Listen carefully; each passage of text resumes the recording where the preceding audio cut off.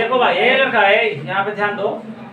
Part 1 में हम लोग इसमें एपी का सारा कॉन्सेप्ट मतलब समझ लिए थे कि किस तरह से एपी को क्वेश्चन को डिसाइड किया जाएगा। एपी में कोई भी अगर मान लो सीक्वेंस दिया है तो कैसे पता चलेगा, कैसे नहीं चलेगा, तो उसका आइडेंटिफिकेशन का सारा प्रोसेस तुमको पता है। हम लोग थोड़ा सा फॉर्मूला एक बार फिर से रिकैप कर लेते हैं कि 3 फॉर्मूला के बारे में बात किए थे। कि पहला फॉर्मूला जो था हम लोग का एपी में कि an का वैल्यू, an क्या बताए थे, nth term of an AP, समझ रहे हो, यानी कि लास्ट टर्म की बात। an को हम लोग किससे लिखते हैं, tn से भी लिखते हैं। तो पहले an का फॉर्मूला जो होगा a प्लस में n माइनस 1 i इंटू में d। अब इसमें an क्या है, nth term of an AP, जिसको लास्ट टर्म भी बोला जाता है। a का वैल्यू क्या है, first term of an AP. ये सारा कुछ पहले पार्ट 1 में समझा दिया गया है। n क्या है, नंबर ऑफ टर्म्स, उस एपी में कितने टर्म्स के बारे में बात किया जा रहा है, समझ रहे हो। तो n क्या हो जाएगा, नंबर ऑफ टर्म्स, -1 करेंगे इसमें से, नंबर ऑफ टर्म्स जो भी दिया जाएगा उसमें से -1 कर देंगे, मल्टीप्लाई करेंगे d क्या है, कॉमन डिफरेंस। डिफरेंस किस बात का, तो दो कंसेक्यूटिव टर्म्स के बीच का। अगर कोई एपी दिया गया तो उसके दो कंसेक्यूटिव टर्म्स के बीच का जो गैप आएगा उसको हम लोग कॉमन डिफरेंस बोलेंगे। समझ में आ गया। इस फॉर्मूला पे अगर an सब कुछ दे दिया गया, हमसे an पूछा जा रहा है, तो हम निकालेंगे इसमें a दे दिया है, n दे दिया है, तो इस फॉर्मूला का यूज करेंगे। दूसरा फॉर्मूला बताए थे हम, दूसरा फॉर्मूला Sn क्या है भाई, सम ऑफ nth टर्म। अगर सम ऑफ nth टर्म की बात की जाए, मतलब बहुत सारे टर्म का सम फाइंड करने के लिए अगर दे दिया जाए, तो हम लोग इस फॉर्मूला का यूज करेंगे। और Sn इक्वल्स टू कैसे लिखेंगे इसको, तो n/2। n क्या है, तो n नंबर ऑफ टर्म, कितने टर्म का सम हमसे फाइंड करने के लिए कहा जा रहा है। मतलब मान लो कि अगर दे दिया गया एपी दे दिया गया, उसमें कह रहा है कि 100 टर्म का सम फाइंड करके बताओ, तो हम लोग यहाँ पे लिखेंगे n/2, यहाँ पे लिखेंगे, फिर क्या लिखेंगे, 2a प्लस में n माइनस में 1 i इंटू में डिफरेंस। इस बात को समझना, ये Sn का वैल्यू फाइंड का मतलब सम ऑफ, अगर nth टर्म निकालना है, सम ऑफ nth टर्म निकालना है, तो हम लोग n/2 इंटू में क्या लिखेंगे, 2a प्लस में n माइनस 1 इंटू d। तीसरा एक फॉर्मूला इसमें सम का ही होगा, जैसे उसको लिखते हैं Sn। Sn का फॉर्मूला यहाँ पे क्या होगा, n/2 bracket close a plus में l। ये तीनों में देखो डिफरेंस क्या है। अगर मान लो कि n का भी वैल्यू दे दिया गया है, n दे दिया गया, डिफरेंस दे दिया गया है, और a दे दिया गया, सम पूछा जा रहा है, n का वैल्यू भी दे दिया, तो हम इसका फॉर्मूला का यूज करेंगे। मान लो कि सम पूछा जा रहा है, नंबर ऑफ टर्म दे दिया गया, फर्स्ट टर्म दिया है और लास्ट टर्म दिया है, तो उस केस में हम लोग इस फॉर्मूला, क्योंकि कॉमन डिफरेंस यहाँ पे दिया नहीं है, तो कॉमन डिफरेंस जब नहीं देगा तो हम लोग इस फॉर्मूला का यूज करके आराम से इसके सम को फाइंड कर लेंगे। मतलब सम का ओवरऑल अगर देखा जाए तो दो फॉर्मूला नंबर 2 और 3। ये जो है an यानी कि nth टर्म निकालने का फॉर्मूला है। कैसे किसी एपी का हम लोग nth टर्म क्वेश्चन करा रहे हैं, और उसमें बहुत सारे चीज को हम लोग सीख जाएंगे। तीनों फॉर्मूला का यूज मेन सीखना है। इस फॉर्मूला में कुछ ज्यादा कॉम्प्लिकेटेड फॉर्मूला नहीं है। एक दो बार क्वेश्चन, एक दो क्वेश्चन सब पे सॉल्व करोगे ना। एपी का क्वेश्चन, एपी बहुत आसान टॉपिक है, और यहाँ से क्वेश्चन जो पूछा जाता है, वर्ड प्रॉब्लम पूछा जाए चाहे न्यूमेरिकल वैल्यू पूछा जाए, यहाँ से आराम से क्वेश्चन श्योर पकड़ाता है, और यहाँ से एरर होने का न के बराबर चांसेस रहता है। अगर क्लास 10th में इससे भी क्वेश्चन किसी से नहीं पकड़ा रहा है तो बहुत सोचने की बात है। ऐसा चैप्टर है कि आराम से अगर 2-4 दिन भी पढ़ करके एग्जाम में जाओगे ना, सीबीएसई 10th क्लास के, तो आराम से क्वेश्चन पकड़ के आ जाओगे, क्योंकि ज्यादा कॉम्प्लिकेटेड क्वेश्चन नहीं पूछा जाता, छोटा छोटा क्वेश्चन पूछा जाएगा, वन लाइनर, ठीक है। और इसका जरूरत हम लोग आगे भी कॉम्पिटिटिव एग्जाम में भी देखते हैं। जैसे बहुत सारे लोग एग्जाम देने जाओगे, बैंक, एसएससी, उसमें भी, रेलवे, उसमें बहुत सारे डिफेंस में भी क्वेश्चन, हर जगह इसका यूज है। 11th में तो ये टॉपिक और थोड़ा सा ब्रॉड हो जाएगा, इसमें जीपी और एचपी जोड़ देगा, और ये तो रहेगा, ये फॉर्मूला वहां भी पढ़ना है। बिल्कुल इसी फॉर्मूला में कोई चेंजिंग नहीं आएगा, सारा कॉन्सेप्ट यही जो हम अभी पढ़ा रहे हैं। 11th में यही कॉन्सेप्ट तुमको मिलेगा। अगर ये तीनों फॉर्मूला, तो 11th का कुछ क्वेश्चन 10-15% सॉल्व कर सकते हो। पहले इसका कुछ क्वेश्चन, पहले इसको नोट करो, ठीक है, फिर हम ध्यान दो यहाँ पे। अब देखो, पहला जो बेसिक टाइप का क्वेश्चन तुम्हें बता रहे हैं, पहले एग्जाम्पल सारे चीज को क्लियर कर ले, उसके बाद एक्सरसाइज स्टार्ट किया जाएगा, ठीक है। पहला देखो, यहाँ पे दिया क्या गया करे कि right first 4 terms of an AP. मतलब एपी का 4 टर्म लिखना है, पहला 4 टर्म हमें राइट करना है, जहाँ पे दिया गया कि when the first term a, बात समझ में आ गया, and the common difference d are given as follow. यहाँ पे दे दिया गया, दो एग्जांपल ये है, ए का वैल्यू दिया गया और डिफरेंस दे दिया है। डिफरेंस बोला जाए तो कॉमन डिफरेंस, समझ रहे हो। और हमसे करेंगे right first 4 term of an AP. पहला 4 गो टर्म लिखना है इस एपी को तैयार करके। अब देखो लड़का, हमें पता है कि अगर किसी भी एपी का, जैसे मान लो कि इस पहले क्वेश्चन को ही लेकर के चलो फिर दूसरा बता रहे हैं, हम बताए थे कि अगर जो देखो पहला जहां से एपी स्टार्ट होता है वो first term of an AP होता है, तो इसमें ए का वैल्यू कितना दिया है 10। अब जैसे मान लो कि एपी अगर कोई भी होगा तो एपी के बारे में यहाँ पे देखो कि एपी जो पहला टर्म यानी कि 10 दे दिया है। अब 10 के बाद क्या लिखेंगे, तो हम ये बताए थे कि जो कॉमन डिफरेंस यानी कि डी का वैल्यू यहाँ पे कितना दिया है 10 दिया है। डिफरेंस निकाला कैसे जाता है, तो साइड में थोड़ा सा यहाँ पे देखो कि डिफरेंस निकालने के लिए बताए थे कि a2 माइनस में a1 लिखा जाता है। a2 माइनस a1 का मतलब क्या कि ये सेकंड टर्म है और ये क्या है फर्स्ट टर्म है। ध्यान से समझना एपी को कैसे हम लोग तैयार करेंगे। अगर कोई डिफरेंस और ए का वैल्यू दे दिया जाए, हमसे करें कि एपी को अरेंज करो, तो एपी को अरेंज करने के लिए भी इसी टाइप का यूज करेंगे और ये क्वेश्चन सेम टाइप का है, बस स्टेटमेंट बदल जाएगा, ज्यादा कुछ चेंजिंग नहीं होगा। एनसीईआरटी में क्वेश्चन दिया भी गया है। अब देखो कॉमन डिफरेंस बोला जाए तो डी का वैल्यू a2 माइनस a1 लिखेंगे। a1 क्या है first term of an AP है, a2 क्या है सेकंड टर्म। इस एपी का दूसरा टर्म यहाँ पे गायब है, यहाँ पे क्या आएगा हमें नहीं पता है। अगर जैसे ही दूसरा टर्म पता चल जाए हम लोग 10 का गैप डाल करके तीसरा चौथा और पांचवा जितना टर्म पूछेगा अरेंज कर सकते हैं, लेकिन यहाँ पे दूसरा टर्म दिया नहीं गया। आप देखो जी डिफरेंस दे दिया है कि डिफरेंस कितने का है, डिफरेंस कितने का है भाई यहाँ पे 10 का है, तो डिफरेंस के नीचे जस्ट लिख दिया जाए वैल्यू को। डिफरेंस के नीचे क्या लिखेंगे 10 इक्वल्स टू a2 का वैल्यू गायब है तो a2 यहाँ पे लिख दिए माइनस में a1 का वैल्यू कितना दिया गया है, a1 का वैल्यू कितना दिया गया भाई, तो a1 का वैल्यू 10 दिया गया है तो यहाँ पे 10 लिख दिए। अब ये देखो माइनस में है, माइनस 10 है, अगर 10 इधर आएगा तो कितना हो जाएगा प्लस में होगा।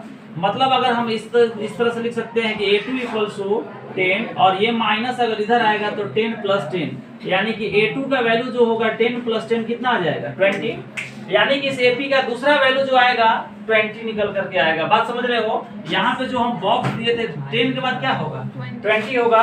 अब हमसे करें कि right first 4 term of an AP, तो पहला 10 हुआ, दूसरा 20 हुआ, तो तीसरा कौन सा होगा 10-10 का ना डिफरेंस आना चाहिए, वो भी पॉजिटिव आना चाहिए।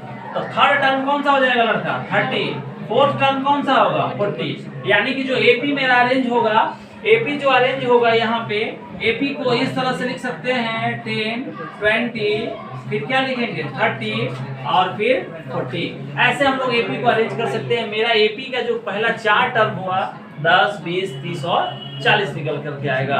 बात समझ में आ रही है कि नहीं आ रही है, लिखो पहले इसको। हाँ देखो दूसरे टाइप का क्वेश्चन ये दिया गया है, एक टाइप का थोड़ा सा बता दे रहे, उसके बाद में एक्सरसाइज स्टार्ट हो जाएगा नेक्स्ट क्लास से, ठीक है।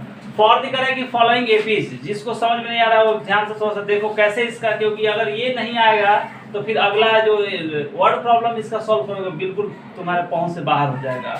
एग्जाम में वर्ड प्रॉब्लम ही पूछा जाएगा तुमसे, ये क्वेश्चन कभी नहीं पूछा जाएगा। हो सकता है रेयर केस में कहीं भूले बिसरे गीत की तरह एमसीक्यू में पूछ ले जाए, एक क्वेश्चन पूछा जा सकता है, समझ रहे हो। वो लॉन्ग क्वेश्चन में कभी ये क्वेश्चन इस टाइप का नहीं आएगा, आएगा तो वर्ड प्रॉब्लम पूछा जाएगा। तो वर्ड प्रॉब्लम बनाने के लिए हमें ये सब क्लियर चाहिए एकदम, कैसे कॉमन डिफरेंस फाइंड करोगे, कैसे अरेंज करोगे। करेंगे for the following APs write the first term and the common difference.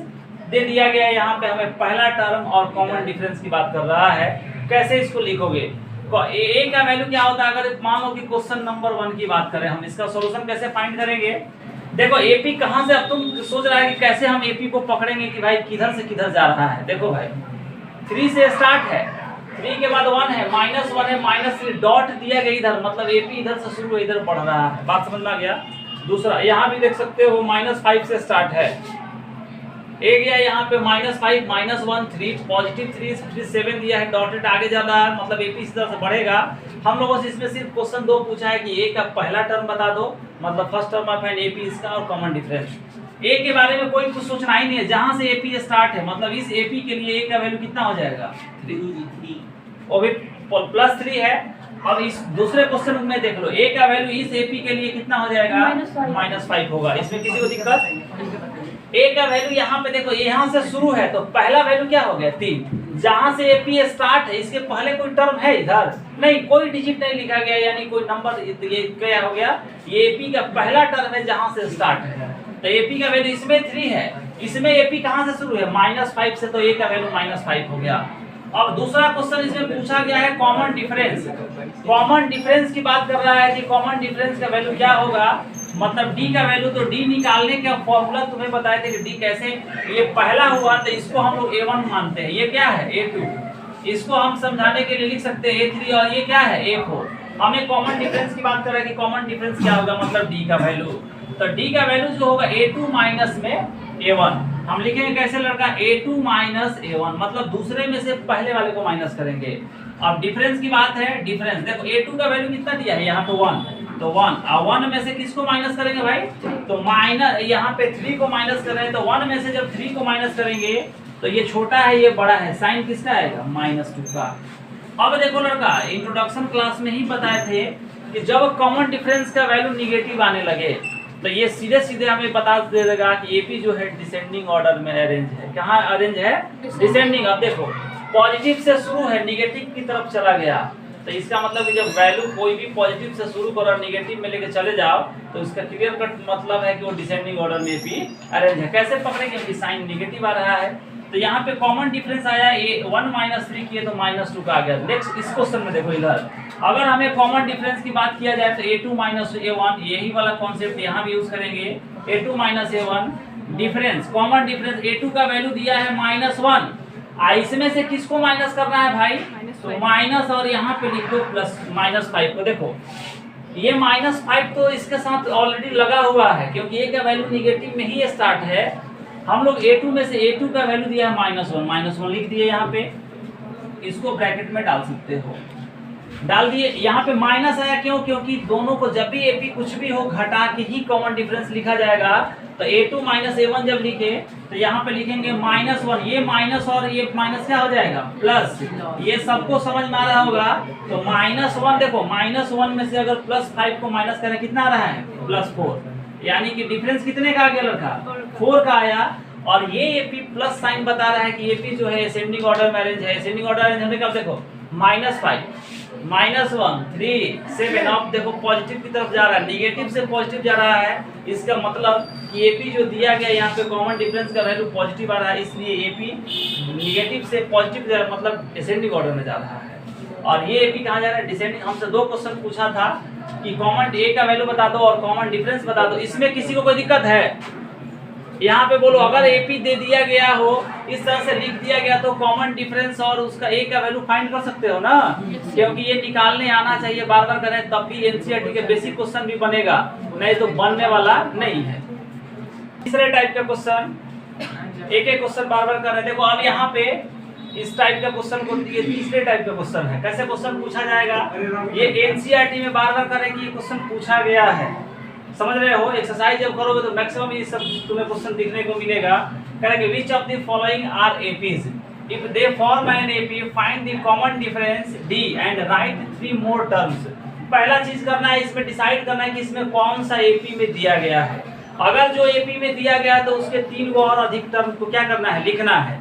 तो सबसे पहला चीज तुम्हें एपी के लिए बताए थे लड़का कि अगर एपी में कोई भी अरेंजमेंट होगा तो 2 कंसेक्यूटिव टर्म के बीच का कॉमन डिफरेंस क्या आएगा, सेम आएगा। तो सबसे पहला चीज है कि हमें तो चेक करना होगा, ये जो दिया गया वैल्यू हमें देखने से नहीं पता चलेगा, ये देख चेक करके बताना होगा कि एपी में है कि नहीं। एपी में कभी तब होगा जब किसी भी दो, मान लो ये 2 टर्म है, इन दोनों के बीच का डिफरेंस वही आएगा जो इन दोनों टर्म के बीच का डिफरेंस आएगा। मतलब इन दोनों टर्म के बीच का हर 2 कंसेक्यूटिव टर्म के बीच का गैप सेम होना चाहिए, तभी एपी में होगा। अगर कहीं भी डिफरेंट आ गया, पहले 2 में आ रहा है तीसरे में वेरी कर गया, तो हम बोल देंगे कि ये जो अरेंजमेंट है वो एपी में नहीं है। अगर एपी में मिल गया तो हमें 3 और अधिक टर्म लिख देना है। अब देखो लड़का हमें पता है सबसे चेक करने के लिए डिफरेंस को फाइंड करो। डिफरेंस कैसे निकालेंगे, ये A1 टर्म है इस एपी के लिए, ये A2 है, ये कौन सा है A3 है, और ये टर्म कौन सा है A4 मान लो अभी के लिए। अब डिफरेंस भाई यहाँ पे निकालना है तो A2 माइनस A1 -3.2 ब्रैकेट डालो और माइनस यहाँ पे लिखेंगे -1.2। अब डिफरेंस कैसे फाइंड करेंगे लड़का, तो डिफरेंस इक्वल्स टू यहाँ पे देखो -3.2 तो दिया है, इसको ब्रैकेट को हटा दो, यहाँ से ओपन करो। देखो जी ये लड़का यहाँ पे देखो, अब ये माइनस और माइनस मिलके क्या हो जाएगा प्लस, यहाँ पे हो जाएगा 1.2। -3.2 में से 1.2 को अगर माइनस करो कितना बच जाएगा 2, कितना बचेगा 2। वो भी निगेटिव बचेगा कि पॉजिटिव बचेगा, निगेटिव। तो हम लोग यहाँ पे लिखेंगे -2 का कॉमन डिफरेंस आ गया। यानी कि यहाँ पे A2 माइनस जब A1 फाइंड किए तो कितने का डिफरेंस आया जी? -2 का आया। थोड़ा सा A3 माइनस A2 को फाइंड आउट कर लिया जाए। अगर A3 माइनस A2 का वैल्यू अगर सेम आ जाए तो हम ये बोल सकते हैं कि ये गिवन अरेंजमेंट क्या है, AP में है, अदरवाइज ये AP में नहीं है। अब देखो लड़का, हम A3 माइनस A2 को एक बार इसमें से इसको फाइंड कर लिया जाए चेक करने के लिए कि AP में है या नहीं है। अब यहाँ से A3 का वैल्यू कितना दिया है? -5.2।